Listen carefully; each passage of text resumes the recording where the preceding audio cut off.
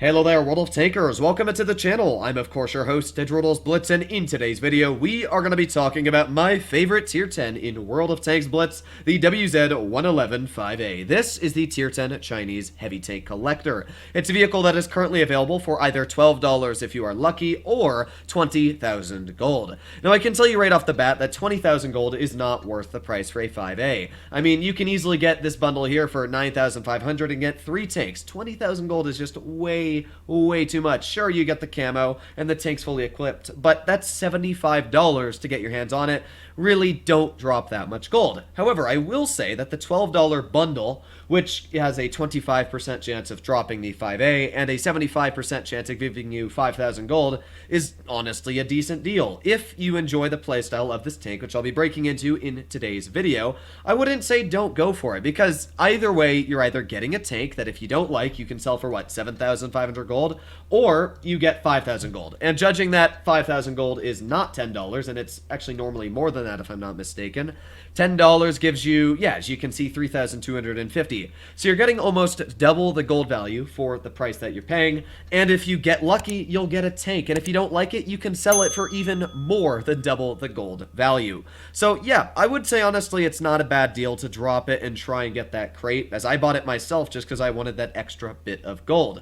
But let's talk about the 5A itself, its good things, its bad things, and why I personally really enjoy the vehicle. So the 5A, it's a mobile tank, very mobile. It goes 50 kilometers per hour with a power to weight ratio of 17.5.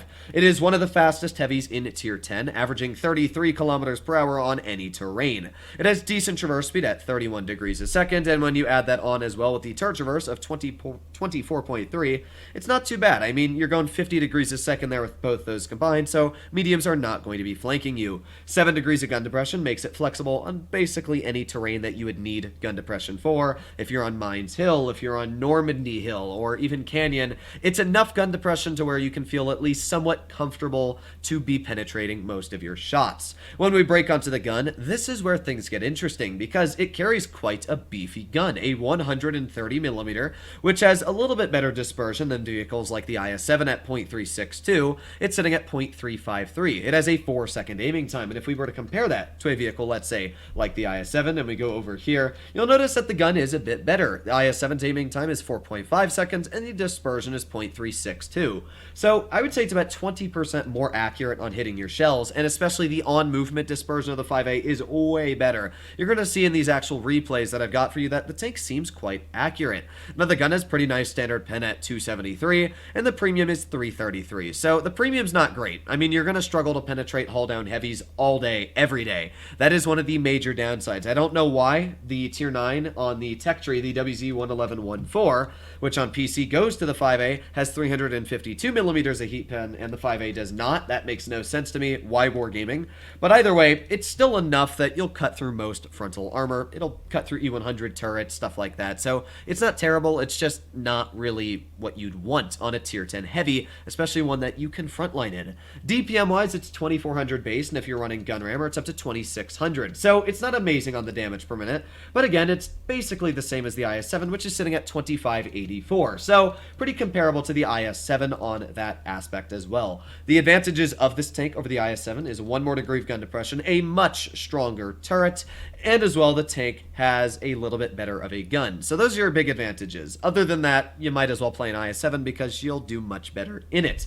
So if we break over to the armor, before we actually get into these replays here, this is the armor on flat ground. Its upper plate can actually get some bounces here and there. It's 250 base, up to 260, and it is quite troll. If anybody's ever shot at the IS-7, not the IS-7, the 5A's upper plate, if this thing's angled outwards like this, you will get bounces. I mean, it's super thick at certain angles. It's a very troll tank.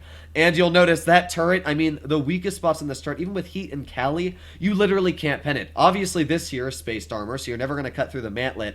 And the actual turret itself is ridiculously thick. And sure, you have these cupolas up here, but a lot of people always say, oh, just pen the cupolas. Well, when this vehicle's hull down, good luck hitting that. It is incredibly hard to hit, and I would say it's less than 5% of the shells that are fired at this vehicle actually end up hitting that spot.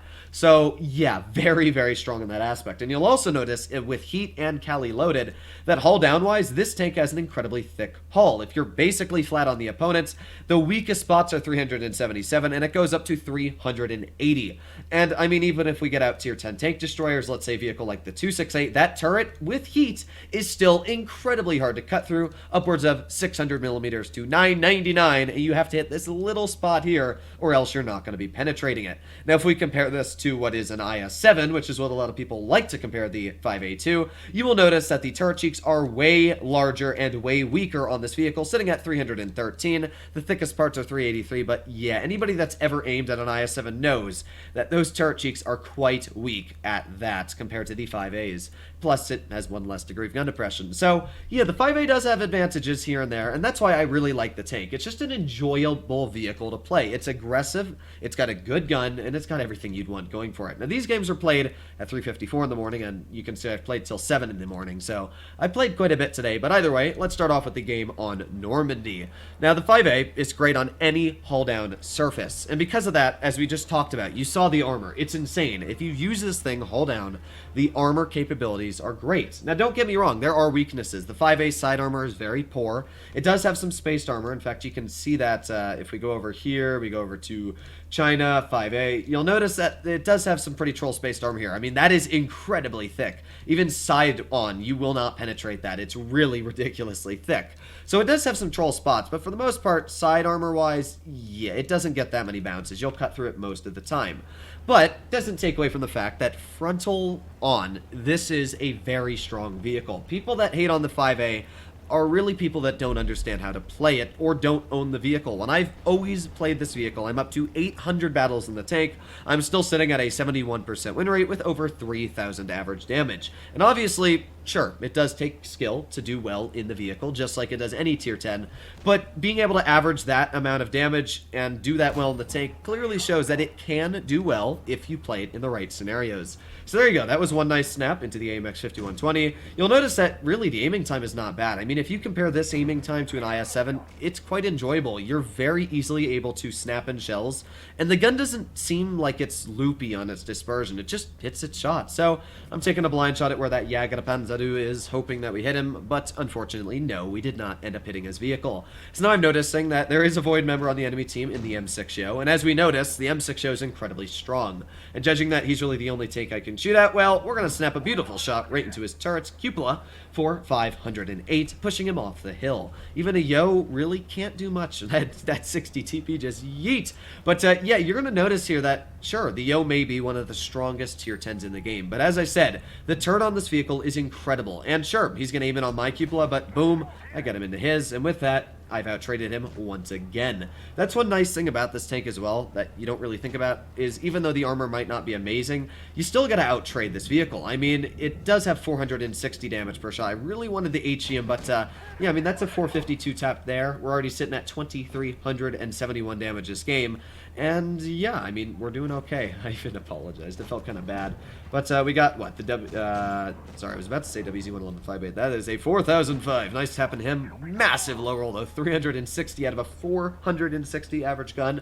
I mean, that's probably one of the lowest rolls I could have possibly gotten. So let's see if I can get any more damage out. We got the VK90 over here. And as I said, sure, the heat pen is not amazing, but it's still plenty to cut through enemy armor if you do aim your shots in. I kind of over-angled the tank there, but honestly, at this point, didn't really care too much if I was penned or not. So let's just load one more shell in, and boom! Thank you very much for 404. And with that, we're sitting at 3,500 buckaroos of damage. So, I mean, this is a good game. It showcased everything that the 5A is great at. Sure, the armor is not amazing on every scenario, but we played against a VK90, we played against a very competent Yo player, and we were easily able to hold the hill. So we're at 3,700 damage now, and I don't think I get any shots into this guy. I might be wrong. We're going to find out in just a second here. 3, 2, 1, oh, and heck yeah, I guess I did get a shot at 3,894 damage. So pretty strong. I mean, this game wasn't anything incredible, but it definitely showcased where the tank can do well, especially against competent players and tanks that are really strong. So let's get that one other game out on Vineyards now. I actually started platooning with him. Yeah, after that game, he actually joined the VC. He's like, hey, you want to platoon? I was like, sure, all right. So let's see what we can do here in this battle. Now, the enemy team has a 60 TP, IS-7, M5 Yo, not an M5 Yo, an M6 Yo. So they got some pretty strong tier 10s, and they got a 183. I mean, those are very strong tanks. They're tier 9s, meh, Conqueror and 704, not super worried about. But yeah, those tier 10s are not vehicles that you want to mess with every time. So we're going to see what we can do here. I actually played against that enemy platoon, Jarny, Tomato, and Nemo Frog, probably at least 10 battles. I think I played about maybe 30 or 40 games with Frostbite, so yeah, quite a bit of games. Some of you might know him as a wargaming mod, but either way, I'm going to push my way up into position here. Again, another fantastic spot for the 5A, using the haul down capabilities, which are going to, should I say, just make this tank feel so much more enjoyable. Fire at the Conqueror. A little bit of lag there, as you noticed. I was wondering, where the heck did my shot go? And then literally, bam, a second later, ended up hitting his vehicle. So yeah, that's one annoying thing about the lag. I'm guessing a lot of you guys have been having this issue too. Whenever a new update comes out, there's a lot of server lag. We're going to aim in another shell. Boom. I mean, you can see just how nice that aiming time seems. I'm always aimed in as soon as I fire a shot. We're going to turn my tank instantly on this Object 704, and you're going to see the gun is not that bad on aiming time. Just instantly aimed in, and boom, beautiful shell going right into the 704. So we're already sitting at 1,416 damage. He's in his 9070 there, causing a big distraction, and I'm going to aim in one more shell here. Bam! Beautiful shot going in once again. Pretty sure that one penetrated as well. So what do we have left? Well, we got the Sheridan off to the side. I'm noticing that my heavies are doing a good job holding off the enemy heavies, so I'm just going to try and help out Frostbite over here. Get a nice shot in. Boom! 441 in the booty. And with that, we're doing pretty good. So we're at 1,857 damage so far. Cannot complain.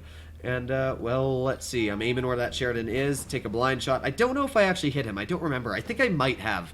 But he was at, what, like 500 hit points there? We'll find out, I guess, in just a moment. So what does the enemy team have? Well, we got the M6 show up on the front line here, who I'm not going to be able to do much to yet. I mean, right now the battle's pretty close. I'm sitting, obviously, at full health, and, oh, here we go. I don't know why that guy poked it, but he was taken out for poking it. And, man, we got really lucky that Hess shell did not pen the side of my turret. As I said, the armor is incredibly troll on this vehicle, so even the side of the turret I did not get penned by. And I did hit that blind shot on that Sheridan, as you can see, aiming it on his vehicle. Are we going to be able to hit him? No, the answer is a big fat no from me. So we got the 183 off to the side. I know that the Yo is in the front line, and I've got enough health to take a clip from him. But the question is, do I want to take a clip from him? Well, we're going to get a nice max roll 575 into his vehicle, and again, just back up. There's really nothing he can do to my turret in this scenario. So I'm just chilling here. I mean, that's just what the playstyle this tank is like. So now I'm going to push my tank up. That Yo is, obviously, I've watched shoot his clip, so now he is on a 20-second reload as he's running the double shot gun. And what that means is I'm just going to go right here and finish him off. We got the 183 off to the side, but yeah, he's got 18 hit points left, and Mav, well, he's got an insane gun, so I'm not even going to bother waiting to shoot him. We do have that 60 TP, though. Nice snap it to the side. A little bit lower than I wanted that shell to go, but can't complain. We still hit it, and now we're sitting at 4,415 damage because of those blind shots on the 704, and as well, the Sheridan. Aiming in on this IS-7, and fire, but oh, 113 each right into that shot. That kind of sucks. You'll notice here, though, that mobility is really strong. I mean, we're already up to 50 kilometers per hour, and sure, going downhill, but still, it's pretty nice. So let's aim in on the side of this IS-7, and boom! Finishing him off for 360.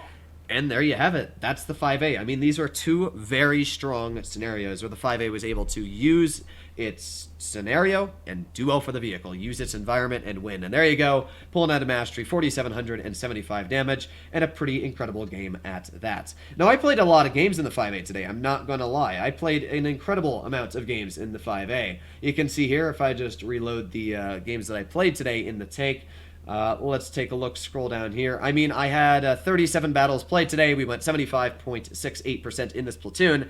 And out of those games, I went 75% out of the 8 battles in the 5A and averaged 3,486 damage, which is actually one of the higher performing vehicles of today. I mean, I did well in the 60 TP, did well in the Kranvong, but yeah, the 5A stood strong and did everything I needed it to. So yeah, hopefully all of you enjoyed today's video. This is personally my favorite tank in the game, and people that disagree with my opinion, well, deal with it.